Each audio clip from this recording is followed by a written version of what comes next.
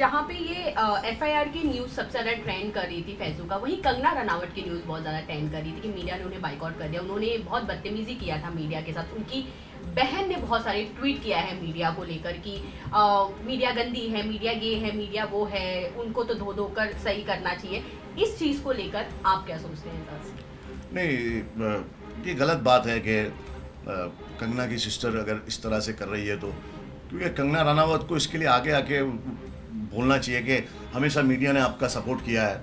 Media ने आपकी सारी बातें जो आपने बोली उसको मीडिया ने अच्छी तरह से छापी है आपको जस्टिफाई करने के लिए, इतने बड़े सुपरस्टार के खिलाफ, इतने बड़े बड़े लोगों के खिलाफ। अगर मीडिया नहीं होती तो आपकी बात कोई सुनता नहीं। तो आपको अपनी बहन को ये बोलना चाहिए कि मीडिया से सॉरी कहे, वरना आपको प्रॉब्लम होगी। और आप इतनी अच्छी एक्ट्रेस हैं, मैं आपको एक बहुत अच्छा एडवाइस देना चाहता हूँ Kangana Ranaut ji. I you really really good actor, मतलब हिंदुस्तान की आप मुझे तो सबसे अच्छी एक्ट्रेस लगती हैं। अगर आप सिर्फ अपने एक्टिंग पे ध्यान देना, कसम खुदा की मैं कह रहा हूँ, आप हॉलीवुड भी जाएंगी। तो आप प्लीज़ ये सब चीज़ों से निकलिए। ऋतिक रोशन, आदित्य पंचोली, ये सब से बाहर निकल जाइए और आप फिल्में करिए। आप बहुत आगे जाएंगी। और अपनी बहन को थोड़े दिन के लिए हॉलीडे पे भेज दीजिए, आपका नाम खराब कर रही हो। अच्छा, जहाँ बहन की भी बात है एजाज, वहीं पे हमने देखा था कंगना का भी बिहेवियर एक प्रेस कॉन्फ्रेंस में, जो उनका सॉन्ग लॉन्च था जजमेंटल का, वहाँ पे भी उन्होंने मीडिया के साथ बहुत सारी बदसलूकी की थी। उन्होंने सामने से ये बात कहा कि आप इस तरह की न्यूज़ नहीं छाप सकते हो, आप मुझे बदनाम, आपके अंदर इतनी गंदगी आती कहाँ से है। क्या इस तरह की प्रेस कॉन्फ्रेंस में आकर आप इस तरह की बातें करना मीडिया के सामने, क्योंकि इतना फ्रीडम मीडिया को होता है कि वो छाप सकता है, अगर आपको उस पर कुछ गलत लग रहा है आप अपने मुद्दे को आप कह सकते हैं। देखो, मीडिया की नाराज़गी मुझ में भी है, मैं भी कभी कभी नाराज़ होता हूँ। जैसे मैं जेल जाता हूँ तो मीडिया फ्रंट पेज पे छापती है, वो करती है, ये करती है। जब मैं बाइज्जत बरी होता हूँ तो मीडिया नहीं लिखती है। तो ये चीज़ अलग चीज़ है। लेकिन ये जो है एक फिल्म के प्रमोशन में, हो सकता है वो फिल्म को प्रमोट कर रही है, क्योंकि जजमेंटल दोनों मेंटल ही होते हैं, तो हो सकता है वो मेंटल गिरी कर रही हो। लेकिन अब वो उनका पर्सनल लुकआउट है कि वो अपने अंदर क्या रखी है और क्या चाहती है वो। तो मेरा उनसे यही एक एडवाइस है कि आप बहुत अच्छी एक्ट्रेस है, आप सिर्फ एक्टिंग करिए। कसम खुदा की कह रहा हूँ, we need you, we really need you. नमस्कार दोस्तों, आज मैं अपनी जो हमारी इंडियन मीडिया है उसके बारे में आपसे कुछ कहना चाहती हूँ। लेकिन मैं ये ज़रूर कहूँगी कि ऐसा नहीं है कि हर जगह अच्छे लोगों के साथ में कुछ बुरे लोग भी होते हैं। और जो मीडिया है उसने जितना मुझे प्रोत्साहित किया है, जितना मुझे प्रेरित किया है, इतने अच्छे सलाहकार, इतने अच्छे दोस्त जो मुझे मीडिया में मिले हैं, मैं कहूँगी कहीं ना कहीं मेरी सफलता में उनका बहुत बड़ा हाथ है, उनकी मैं हमेशा आभारी रहूँगी।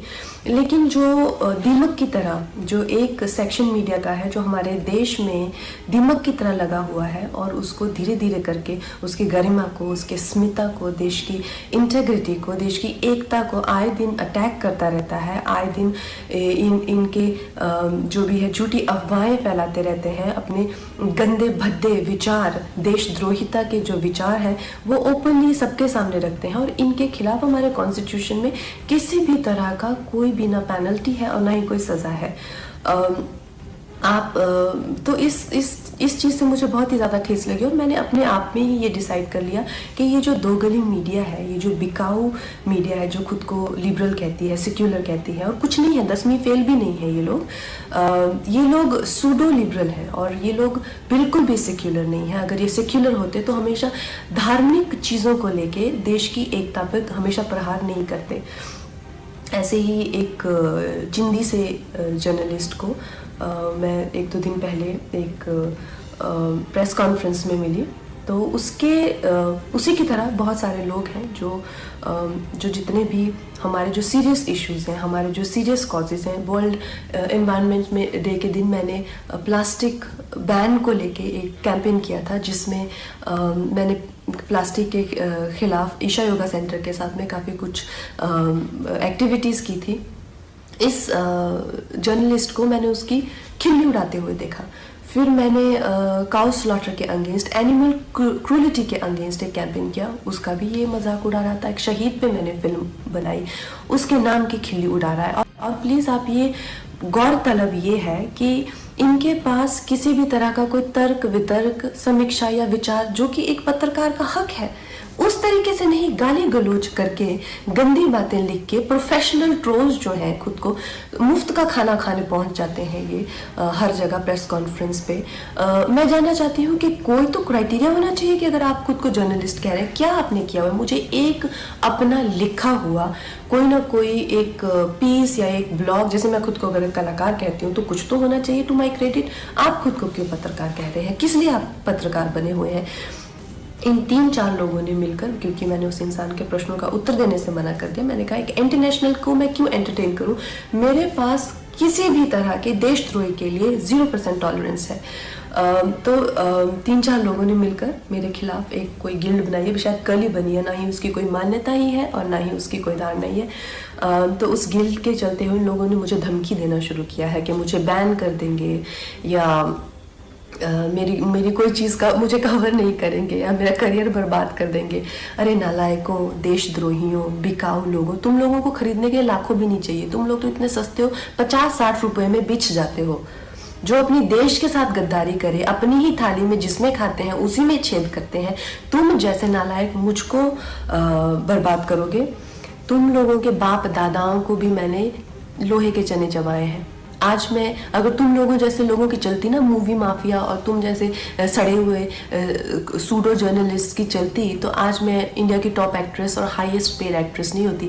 मैं तुम्हारे सामने हाथ जोड़ती और कह रही हूँ कि प्लीज़ मुझे बैन करो, क्योंकि मैं नहीं चाहती कि मेरी वजह से तुम लोगों के घर में चूल्हा जले।